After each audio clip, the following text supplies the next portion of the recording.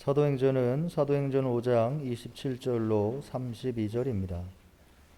그들을 끌어다가 공회 앞에 세우니 대제사장이 물어 이르되 우리가 이 이름으로 사람을 가르치지 말라고 엄금하였으되 너희가 너희 가르침을 예루살렘에 가득하게 하니 이 사람의 피를 우리에게로 돌리고자 함이로다. 베드로와 사도들이 대답하여 이르되 사람보다 하나님께 순종하는 것이 마땅하니라. 너희가 나무에 달아 죽인 예수를 우리 조상이 하나님이 살리시고 이스라엘에게 회개함과 죄 사함을 주시려고 그를 오른손으로 높이사 임금과 구주로 삼으셨느니라. 우리는 이 일의 증인이요 하나님이 자기에게 순종하는 사람들에게 주신 성령도 그러하니라 하더라. 아멘. 서신서의 말씀은 요한계시록 1장 4절로 7절입니다. 요한은 아시아에 있는 7 교회에 편지하노니 이제도 계시고 전에도 계셨고 장차 오실 이와 그의 보좌 앞에 있는 7 영과 또 충성된 증인으로 죽은 자들 가운데서 먼저 나시고 땅의 임금들의 머리가 되신 예수 그리스도로 말미암아 은혜와 평강이 너희에게 있기를 원하노라. 우리를 사랑하사 그의 피로 우리 죄에서 우리를 해방하시고 그의 아버지 하나님을 위하여 우리를 나라와 제사장으로 삼으신 그에게 영광과 능력이 세세토록 있기를 원하노라. 아멘. 볼지어다 그가 구름을 타고 오시리라. 각 사람의 눈이 그를 보겠고 그를 찌른 자들도 볼 것이요 땅에 있는 모든 족속이 그로 말미암아 애곡하리니 그러하리라. 아멘. 복음서의 말씀은 요한복음 20장 19절로 22절입니다. 이날 곧 안식 후 첫날 저녁 때에 제자들이 유대인들을 두려워하여 모인 곳에 문들을 닫았더니 예수께서 오사 가운데 서서 이르시되 너희에게 평강이 있을지어다.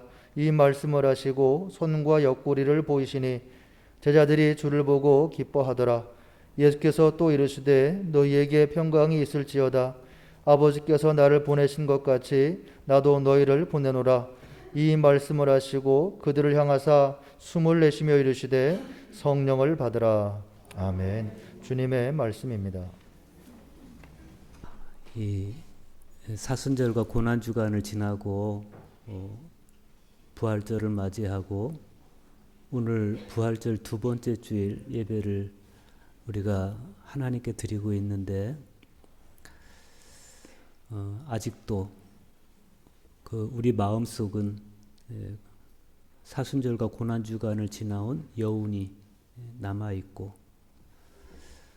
부활절의 감격을 맞이했지만 아직도 우리 마음은 주님의 부재와 임재 혹은 공허함과 충만함 이런 것이 교차하고 있는 그런 상황입니다. 코로나의 이 어려움에서 점점 빠져나가는 것 같긴 한데 아직도 우리 회중석도 또 성가대석도 많이 비어있는 그런 모습을 보면서 지금 우리는 어떤 변화 가운데 있다 하는 것을 몸으로 느끼게 되고 또 마음으로 체감하게 되고 그렇습니다.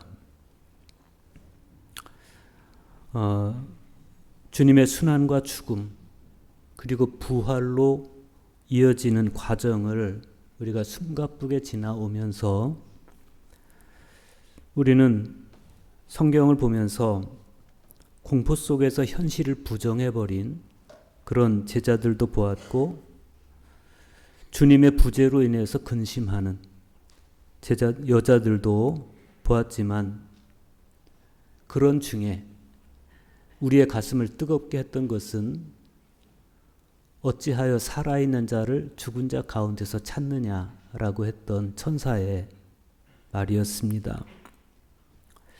여러분은 어떻습니까? 안식 후 첫날 천사의 말을 들은 후에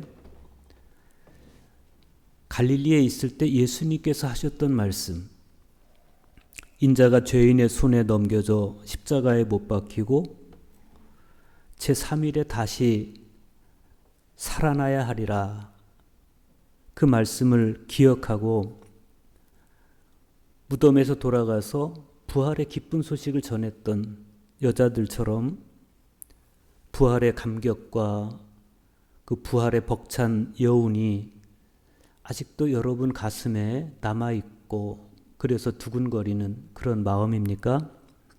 아니면 그냥 성경 말씀은 성경 말씀대로, 삶은 삶대로, 그저 죽음은 죽음일 뿐이라고 여기면서 살아가고 있습니까? 미국의 기독교 작가인 필립 얀시는 내 안에 하나님이 없다라는 책에서 자신 역시도 부활의 회의적이었던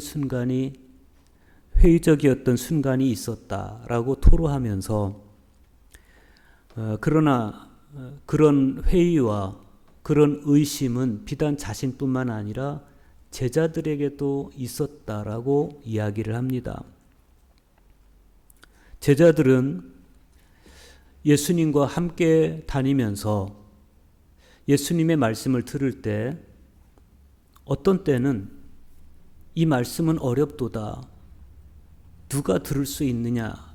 그러면서 그 말씀에 회의적인 반응을 보일 때도 있었고 또 사람들이 예수님 말씀이 어렵다고 다 떠나갈 때 제자들을 향해서 너희도 가려느냐 이렇게 물으시죠.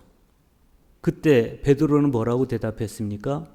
주여 영생의 말씀이 주께 있사오니 우리가 누구에게로 가오리까? 이렇게 대견스러운 대답도 했었습니다.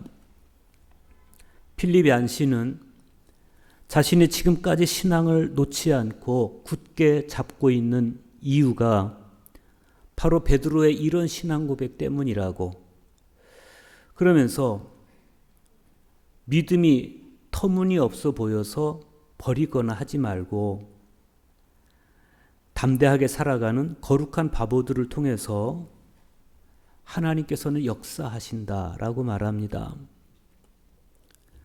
우리가 오늘 복음서의 말씀을 읽으면서 확인하는 것도 그런 겁니다. 오늘 복음서의 말씀은 예수님의 말씀에 이끌리면서도 또 한편으로는 회의적인 마음에서 좀처럼 벗어나지 못하는 제자들을 보여줍니다.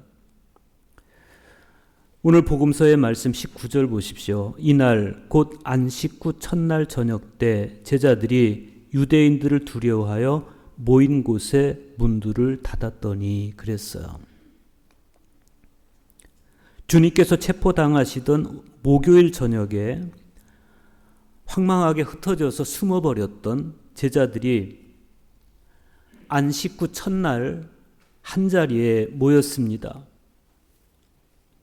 페트루스 크리솔로구스라고 하는 교부는 자신의 설교집에서 이 제자들이 모여있는 저녁 때는 시간상으로 저녁이라기보다는 슬픔으로 어두워진 저녁이다. 그렇게 말했습니다.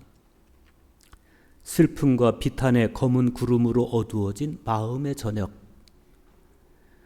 예수님께서 부활하셨다는 소식이 석양의 희미한 빛을 던져주기는 했지만 아직 부활하신 주님을 자기들 눈으로 보지 못했기 때문에 이 저녁은 그저 슬픔과 두려움이 혼재해 있는 아주 어둡고 무거운 그런 시간일 수밖에 없습니다. 곧 닥쳐올지도 모를 유대인들의 잔혹한 탄압이 두려워서 제자들은 집의 문들 뿐만 아니라 마음의 문까지 다 닫아버리고 그리고 두려움 속에 있어요. 밤의 어두움이 깊어갈수록 그들은 더욱 깊은 마음의 저녁에 젖어듭니다.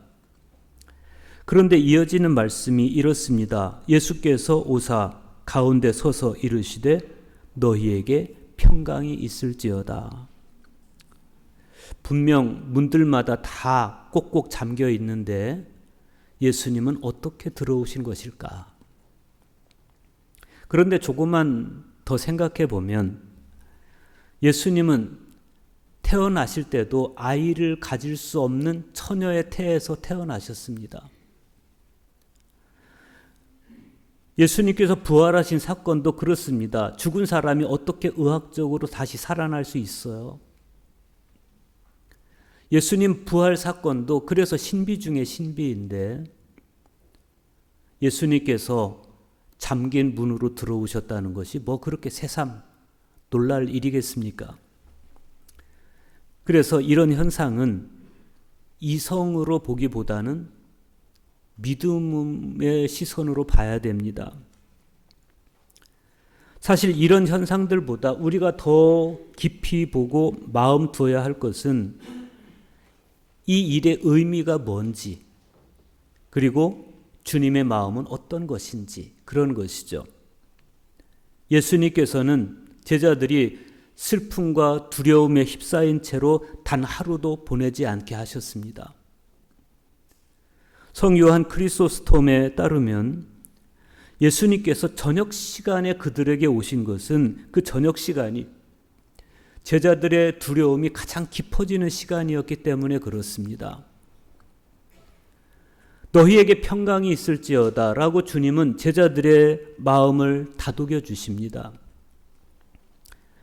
평강은 헬라어로 에이레네라고 하고 히브리어로는 샬롬인데 화평, 평화 그런 뜻이죠.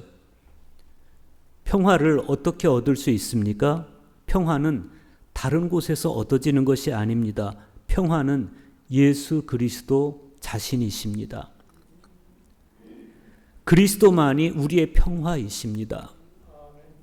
그래서 사도 바울도 빌립보서 4장 7절에서 모든 지각에 뛰어난 하나님의 평강이 어디서? 그리스도 예수 안에서 너희 마음과 생각을 지키신다고 단언합니다. 모든 지각에 뛰어난 하나님의 평강이라는 것은 사람의 모든 두려움을 이해하고 계시고 알고 계시는 하나님께서 주시는 평강을 이야기하는 겁니다. 예수님은 제자들의 그 두려워하는 마음을 너무 잘 아셨습니다. 그래서 19절에서 21절에서 26절에서 거듭 너희에게 평강이 있을지어다 라고 말씀하세요. 그리고 한 걸음 더 나아가서 예수님은 제자들에게 당신의 상처난 손을 보여주시고 옆구리를 보여주십니다. 이때 제자들의 반응에 대해서 요한은 제자들이 주를 보고 기뻐하더라 라고 말해요. 제자들이 기뻐한 이유는 많겠지만 부활하신 예수님의 몸이 십자가에 달리시기 전의 몸과 같았기 때문에 그런 것이죠. 만약에 부활하신 예수님의 몸이 십자가에 달리기 이전과 전혀 다른 몸이었다면 제자들은 오히려 더 무서워하거나 더 황망해하거나 그럴 수 있었겠죠. 우리도 나중에 부활하면 예수님처럼 이전에 그 모습 그대로 부활하겠네? 이런 생각도 갖지 않았겠어요? 이전에 내 모습만큼 더 친근한 모습이 어디 있겠습니까? 예수님은 제자들이 그 두려움에 빠져 있을 때 그들의 믿음이 흔들리고 있다고 생각했습니다. 그렇기 때문에 예수님은 당신의 손을 보여주시고 상처난 옆구리를 보여주시면서 그들의 믿음이 흔들리지 않기를 바라신 겁니다. 그런데 지금 두려움에 빠져 있는 제자들 중에는 베드로도 있어요. 베드로. 이 베드로가 어떤 사람입니까? 장차 예루살렘 종교 지도자들 앞에서 너희가 나무에 달아 죽인 예수를 우리 조상의 하나님이 살리셨다라고 담대하게 말할 사람이었습니다. 그런 베드로가 변화되는데 우리는 이 베드로의 변화에 대해서 생각해 보게 돼요. 두려움 속에서 예수님께서 예루살렘 가는 길에서 내가 예루살렘에 올라가면 대제사장과 장로들에게 체포당하고 죽을 것이다. 그러나 사흘 후에 다시 살아날 것이다 라고 말할 때 절대로 그런 일이 있어서는 안 됩니다 라고 예수님을 막아섰다가 사탄아 내 뒤로 물러가라. 네가 하나님의 일을 생각하지 않고 사람의 일을 생각하는도다. 그러면서 야단 맞았던 베드로입니다. 예수님께서 체포당하고 가야바의 뜰에서 또 빌라도의 법정에서 순환당하실 때 예수님을 버리고 예수님을 모른다고 3번이나 부인했던 베드로입니다. 그런데 그런 베드로가 너희가 나무에 달아 죽인 그 예수를 하나님이 살리셨다라고 어떻게 그렇게 담대하게 말할 수 있었을까? 우리는 베드로가 그렇게 변할 수 있었던 한 가지 사건, 그것을 22절에서 봅니다. 이 말씀을 하시고 그들을 향하사 숨을 내쉬며 이르시되 성령을 받아라. 예수님께서 성령을 주실 때 숨을 내쉬며 성령을 받아라 이렇게 말씀하세요. 성령이 어디로부터? 주님께로부터 오는 거예요. 하나님께서 사람에게 숨을 불어넣어 주셔서 살리신 것은 이게 2번째 일입니다. 첫 번째는 어디에서였습니까?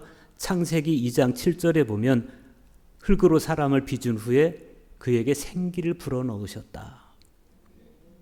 그러자 흙으로 만들어진 인간이 영적인 존재가 돼요. 움직이지 못하고 생명도 없던 그냥 흙으로 만든 인형 같던 아담이 하나님께서 그에게 숨결을 불어넣어 주시니까 생명이 되어 살아난 거예요.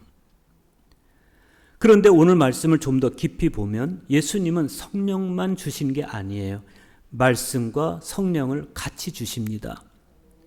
먼저 말씀하시고 그 다음에 성령을 주셔요.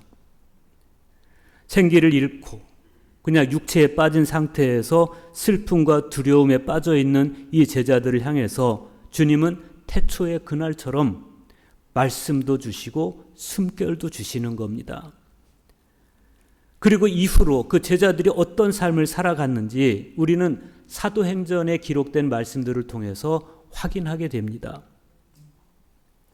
사도행전 5장 27절 보십시오. 그들을 끌어다가 공회 앞에 세우니 이렇게 말씀이 시작이 돼요. 당시 초대교회는 내외적으로 어려운 상황에 직면해 있었습니다. 내부적인 문제는 아나니아와 삽비라 사건입니다. 부정직했던 또 행정적으로 어려웠던 그런 문제들이 당시 초대교회 내부적인 문제였다고 한다면 외부적인 문제는 산헤드린 공의회를 비롯한 유대 관원들의 핍박이었습니다. 아나니아와 삽비라 부부 사건은 그들이 징벌적 죽음을 당함으로써 일단락이 돼요. 이후로 사도들은 성령의 능력을 힘입어서 사람들 사이에서 표적과 기사를 행하기도 하고 병자들을 고치기도 하고 귀신들을 쫓아내기도 합니다. 그런데 문제는 외부적인 박해였습니다. 사도행전 5장 17절과 18절에 보면 대제사장과 사두개인의 당파가 마음에 시기가 가득하여 사도들을 잡아다가 옥에 가두었다. 이렇게 기록하고 있어요. 그런데 그들이 옥에 갇혀 있을 때 하나님의 사자가 한밤중에 나타나서 사도들을 구출해 줍니다. 그러면 멀리 도망을 가야 되잖아요. 다시는 붙잡히지 않도록. 그런데 어찌된 일인지 이 사도들이 도망을 가지 않아요. 그리고 다시 성전으로 가서 말씀을 전해요. 주님의 부활의 소식을 전해요. 결국 예루살렘 종교 지도자들은 공회를 소집하고 사도들을 다시 체포해서 끌어다가 종교 재판을 열게 되는데 그것이 바로 오늘 사도행전 말씀의 배경입니다. 대제사장들이 사도들을 신문합니다. 우리가 이 이름으로 사람을 가르치지 말라고 엄금하였으되 너희가 너희 가르침을 예루살렘에 가득하게 하니 이 사람의 피를 우리에게 돌리고자 함이로다. 이렇게 말해요. 우리는 이 대사장의 판결문을 읽으면서 당시 지도자들, 유대 종교 지도자들의 당혹스러움, 그 곤혹스러운 입장을 느낄 수가 있죠. 우리가 이 이름으로 사람을 가르치지 말라고. 이 이름은 누구의 이름입니까? 예수의 이름이에요. 예수의 이름으로 사람을 가르치지 말라고. 이 사람의 피를 우리에게 돌리려 하지 말라고. 이 사람의 피는 누구의 피입니까? 예수께서 흘리신 피를 이야기하는 거예요. 그들에게 예수의 이름이 좀 덮고 싶은 이름이라면 예수의 피는, 예수가 피를 흘린 사건은 덮고 싶은 사건이에요. 그런데 자꾸만 자기들이 좀 덮고 싶은 이름, 그 예수의 이름을 자꾸 말하기 시작하는 거예요. 덮고 싶은 그 사건을 자꾸만 들춰내고 있는 겁니다. 얼마나 마음이 불편하겠어요. 그래서 사도들을 체포해서 신문을 하는데 너희가 너희 가르침을 예루살렘에 가득하게 했다라는 말과 너희가 예수의 피를 우리에게 돌리고자 한다라는 그 표현에서 그들이 지금 얼마나 초조해하고 얼마나 불안한지를 알 수가 있는 거죠. 너희 가르침을 예루살렘에 가득하게 했다. 이게 말이 됩니까? 12명, 유다 빼고 11명 제자들이 얼마나 열심히 말을 전해야 예루살렘에 가득해지겠어요. 제자들이 어디 가서 한마디만 해도 이 사람들은 마치 예루살렘에 그 소문이 가득하게 되는 것처럼 여기는 거죠. 죄짓고는 못 사는 거예요, 사람이. 그런데 무엇보다 이 사람들을 불안하게 만든 건 뭐냐면 이거예요. 너희가 나무에 달아 죽인 예수를 우리 조상의 하나님이 살리셨다. 이 대답은 베드로나 사도들뿐 아니라 당시 초대 그리스도교 전체의 고백이었습니다. 그들의 이 고백에 그리스도교의 가장 핵심적인 신앙이 담겨 있었고 그들의 이 신앙 고백을 토대로 초대 기독교가 시작이 된 것입니다. 사람이 죽인 예수를 하나님이 살리신 사건, 이 사건이 그리스도교 신앙의 출발입니다.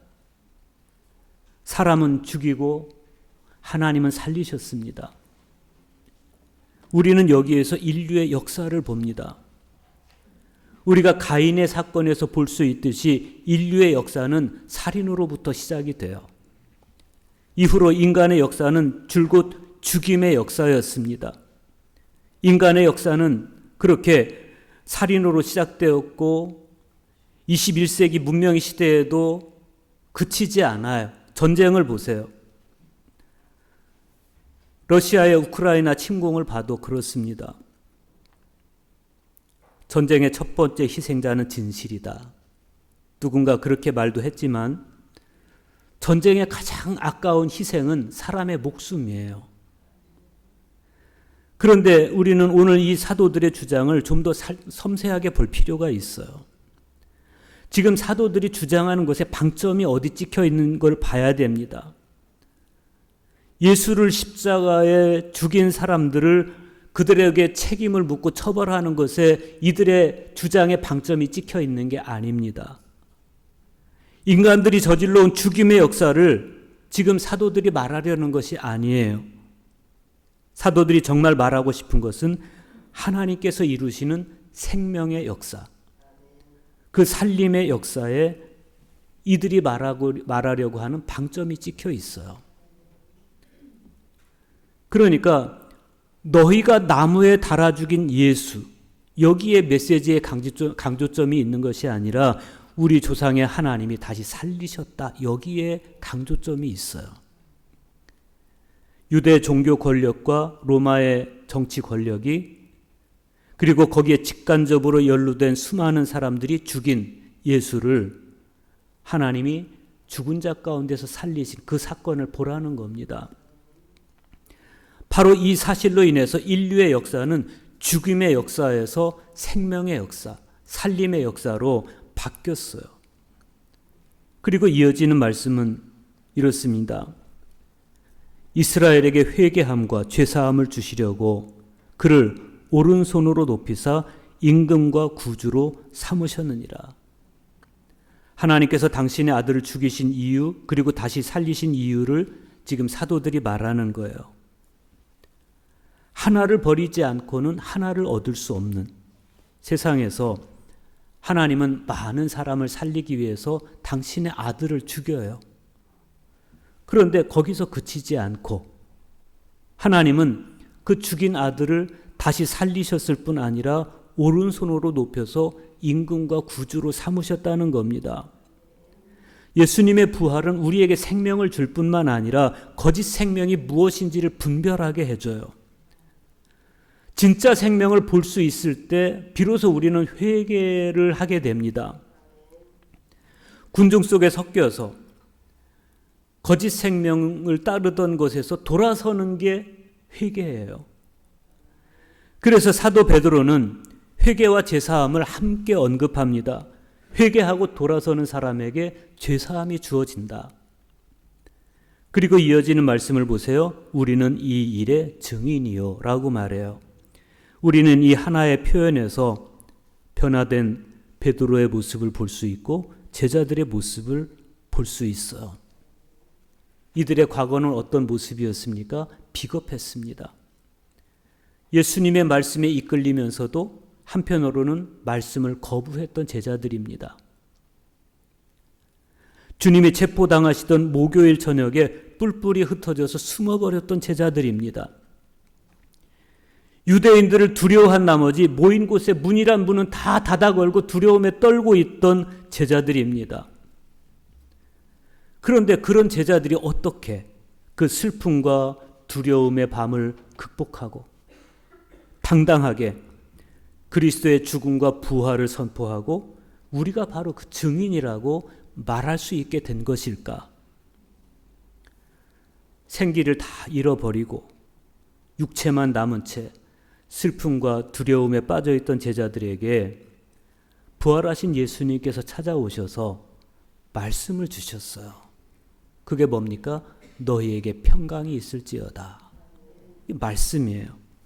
그리고 나서 그 다음에 어떻게 하셨어요? 태초에 아담과 하와를 창조하시고 숨을 불어넣어 주셨듯이 제자들 향해 숨을 내쉬면서 성령을 받아라 말씀해 주신 것이죠. 이 두 가지 사건, 그들에게 말씀을 주시고 성령을 불어넣어 주신, 그렇듯이 말씀이 우리 귀에 들려오고 주님의 숨결이 우리에게 불어오면 우리도 죽음의 자리에서 일어나게 되는 것이고 비겁함과 두려움을 극복하고 용기 있는 그리스도인이 될 수가 있는 겁니다. 심지어 그 이후의 이야기를 들어보면 41절에서는 제자들이 예수의 이름을 위해 능력받는 일에 합당한 자로 여김받는 것을 기뻐했다 이렇게 말하고 42절에서는 그들이 날마다 성전에 있든지 집에 있든지 예수는 그리스도라 가르치기를 그치지 않았다 그렇게 말해요. 세상의 고난은 우리를 의기소침하게 만듭니다. 그래서 우리는 고난 앞에서 슬퍼하고 두려워합니다. 그러나 주님의 말씀이 또 성령의 은총이 우리에게 있을 때 우리는 당당한 부활의 증인으로 살아가게 되는 겁니다.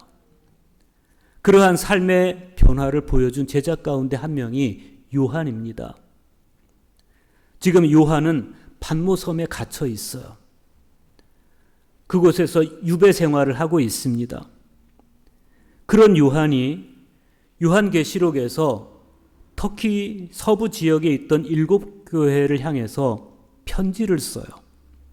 그것이 오늘 서신서의 말씀인데 요한계시록 1장 4절과 5절 보십시오. 요한은 아시아에 있는 7교회 편지하노니 이제도 계시고 전에도 계셨고 장차 오실 이시며 그의 보좌 앞에 있는 7영과 또 충성된 증인으로 죽은 자들 가운데에서 먼저 나시고 땅의 임금들의 머리가 되신 예수 그리스도로 말미암아 은혜와 평강이 너희에게 있기를 원하노라. 우리를 사랑하사 그의 피로 우리 죄에서 우리를 해방하시고. 여기서 요한은 예수 그리스도를 세 가지 수식어로 고백하고 있어요. 예수 그리스도는 충성된 종이시고, 죽은 자들 가운데서 먼저 나신 분이시고, 땅의 임금들의 머리 되신 예수 그리스도. 사실 이것은요, 사도 요한의 고백일 뿐만 아니라 초대 그리스도교 공동체 아주 중요한 신앙 고백이었습니다. 우리가 이 신앙 고백이 왜 그렇게 중요한지를 알려면 당시 사회 분위기를 볼 필요가 있어요. 요한계시록이 집필되던 시기에는 기독교가 로마 황제에게 극심한 박해를 받던 시기였습니다. 황제 숭배, 당시 로마 황제를 숭배하지 않으면 심한 경우에는 사자굴에 던져져서 잔인하게 죽임을 당하는 것도 각오해야 됐습니다. 그런데 그런 시대에 더구나 유배당한 신분으로 예수 그리스도가 땅의 임금들의 머리라고 요한이 주장하는 거예요. 이거는요, 순교를 각오하지 않으면 할 수 없는 말입니다. 그런데 그 두려울 텐데 그 두려워하지 않고 어떻게 요한이 이렇게 땅의 임금들의 머리가 되신 예수 그리스도, 당시 로마 황제였던 그 로마 황제보다도 위에 계신 예수 그리스도라고 당당하게 말할 수 있었던 것일까? 그것은 요한이 부활하신 주님을 만났기 때문에, 그리고 그분의 말씀이 자기에게 들려왔기 때문에, 그리고 그분의 숨결이 자기에게 불어넣어졌기 때문에 가능한 것이죠. 그랬기 때문에 요한은 당당하게 황제 숭배를 거부할 수 있었고 예수 그리스도만이 땅의 임금들의 머리라고 고백할 수가 있었던 겁니다. 주님의 말씀을 듣고 그 말씀을 마음에 담아두지 않으면, 예수님의 호흡인 숨결, 예수님의 숨결, 성령을 우리가 받아들이지 못하면 우리는 처음 제자들처럼 슬픔과 두려움에 빠져서 어둡고 침울한 밤을 지날 수밖에 없는 거예요. 그러나 말씀을 경청하고 그 말씀을 마음에 간직할 뿐 아니라 예수님의 숨결인 성령으로 숨쉬며 살아가노라면 주님의 말씀이 우리 존재에 가득 차고 주님의 숨결이 우리 존재에 가득 차서 어둡고 침울한 세상에 생명을 심고 그리스도와 함께 생명을 꽃피워내는 진정한 그리스도인이 되는 것입니다. 예수님은 현재 또 여전히 마치 그날 잠겼던 문이 굳게 잠겨있던 것을 개의치 않고 제자들에게 들어가셨듯이 주님은 우리 마음을 열고 우리에게 들어오십니다. 주님이 내 안에 들어오심으로써 예수님과 나 사이에는 주체와 객체의 분리가 초월됩니다. 주님이 내 안에 계시고 내가 주님 안에 있는 신앙의 신비가 이루어집니다. 뿐만 아니라 주님은 내 안에서 끊임없이 너에게 평강이 있을지어다 라고 말씀해 주심으로써 우리의 이성이 당신의 말씀과 일치되게 하시고 당신의 숨결을 우리에게 불어넣어 주심으로써 숨을 쉬듯이 당신의 영이 우리와 함께 있게 하십니다. 우리가 숨을 쉬지만 우리의 호흡은 볼 수도 없고 만질 수도 없죠. 그런데 그 숨에 의해서 내 생명은 지속됩니다.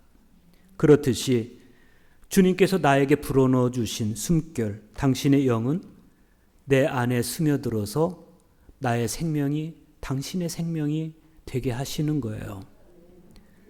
그럼으로써 우리가 극복하는 게 있어요. 아담의 유전인자를 극복하게 됩니다.